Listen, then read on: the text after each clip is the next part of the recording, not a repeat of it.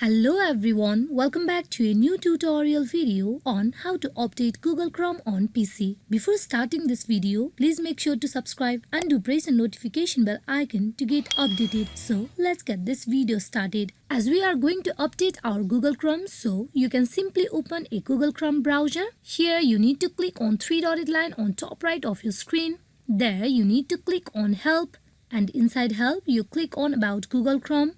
Now here you can see Google Chrome and also the version of Google Chrome. In case if the Google Chrome is not updated, you could see an option of update where you need to click on updates and then the Google Chrome will be automatically updated. In other case, if the Google Chrome is up to date, then it will show Google Chrome is up to date. It means your Google Chrome is updated. So if you see the update button, then you need to click on update where Google Chrome will be updated automatically. This is how you can update your Google Chrome on PC. Hope this video is fruitful for you all on how to update Google Chrome on PC. Thank you.